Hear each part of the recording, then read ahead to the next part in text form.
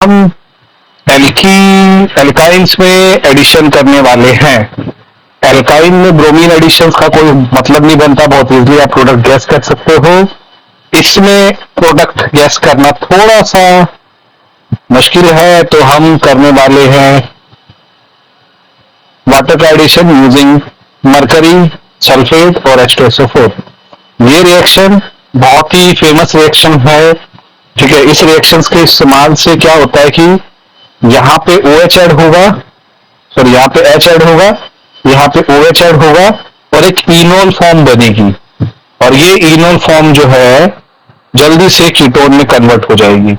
इसलिए ये रिएक्शन बहुत फेमस है, क्योंकि ये डायरेक्ट एल्काइंस को कन्वर्ट करती है कीटोन्स में। यानी अगर हम किसी ग्रुप एल्काइन ग्रुप में फंक्शनलिटी ऐड करना चाहते हैं तो बहुत इजीली ये मतलब इस रिएक्शन से कार्बन कंपाउंड्स हम बना सकते हैं। लेट्स सी देयर मैकेनिज्म क्या है कि HgSO4 जो है बहुत जल्दी से बहुत इजीली मरकरी 2+ में, ठीक है, और सल्फेट आयंस में टूट जाएगा। और ये मरकरी सिस्टम जो है ये इस पे अटैक करेगा और उसके बाद में यहाँ पे वाटर जो मॉलिक्यूल है यहाँ पे अटैक करेगा। यहाँ पे अटैक करने के बाद में ये प्रोटॉन लूज करेगा, तो OH और ये जब यहाँ पे आ जाएगा, फिर वापस जो प्रोटॉन हमारा निकला है वो इसी से यहाँ से इसको लेके, ठीक है, मतलब क्योंकि ये Hg+ है ना, तो ये यहाँ पे देके यहाँ से प्रोटॉन एक्सेप्ट कर लेगा और इनोल फॉर्म बनाएगा। इससे देन ये ट्यूटोमराइज होके कीटो फॉर्म में कन्वर्ट हो जाएगी। तो इसके बहुत सारे एग्जांपल्स हैं इस रिएक्शंस को, मतलब अगर आप, और ये रिएक्शंस भी मार्को-निको रूल ही फॉलो करती हैं। ठीक है, positive part of reagent goes to that carbon which है greater number of hydrogen atom. तो पॉजिटिव पार्ट यहाँ पे जाता है, इसलिए रिएक्शंस मोस्टली कीटोन डिलीवर करती है, ना कि एल्डिहाइड्स। इसको उल्टा भी कर सकते हैं, वो रिएक्शंस हम नेक्स्ट टॉपिक में डिस्कस करेंगे। तो क्या करेंगे, CH हम इसमें एक प्रोडक्ट हम गैस करते हैं कैसे ऐड होगा। यहाँ पे होगा H, यहाँ पे होगा OH, विनाइल अल्कोहल बनेगा। विनाइल अल्कोहल बहुत जल्दी से होकर के इथेनॉल बन जाएगा। ये बस इसी केस में, सिर्फ सबसे छोटे एल्कीन के केस में ही हमारा एल्डिहाइड बनता है, बाकी केसेस में नहीं बनता है। इसमें ऐड करते हैं तो यहाँ पे H ऐड होगा, यहाँ पे OH, इसकी ये है प्रोपेन, मतलब ये प्रोपीन बेस्ड अल्कोहल है और ये भी एक इनोल फॉर्म है, जल्दी से ट्यूटोमराइज करेगी और प्रोपेनॉल बनाएगी। इसी तरीके से अगर हमारा ब्यूट-1 आइन है, अगेन वाटर की प्रेजेंस में ये ब्यूटेन नॉन बनाएगा और इसको ब्यूटेन 2-ऑन भी बोलते हैं आयोटिक नेमिंग के हिसाब से। अगर हमारा क्या है ब्यूट-2 है, इसे ब्यूट-2 बोलते हैं। और जब मरकरी और H2SO4 की प्रेजेंस में रिएक्शन करेंगे तो हमारा ब्यूटेनॉन बनेगा।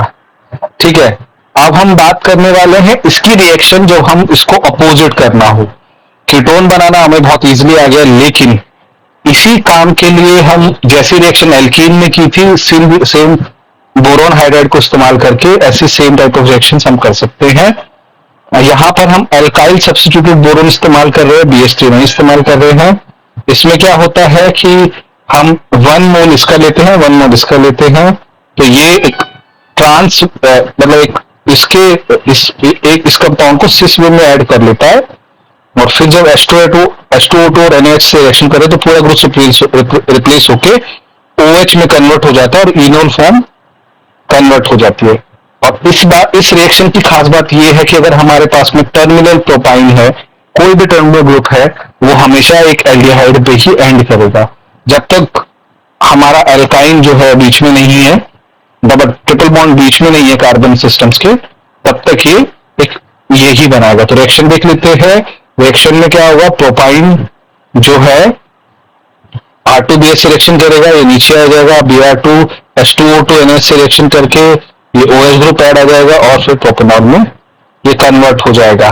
ठीक है, इस रिएक्शन से हम एल्कीन भी प्रिपेयर कर सकते हैं या एल्कीन भी प्रिपेयर कर सकते हैं। अगर आप पिछला कुछ याद करेंगे कैसे कर सकते हैं, R2BH लेना है, लेकिन इस रिएजेंट के बदले हम एसिटिक एसिड ले लेंगे तो ये सिस बनेगा, और सिस ब्यूटीन बनाने का ये एक और तरीका है, इसमें ट्रांस नहीं बनता है।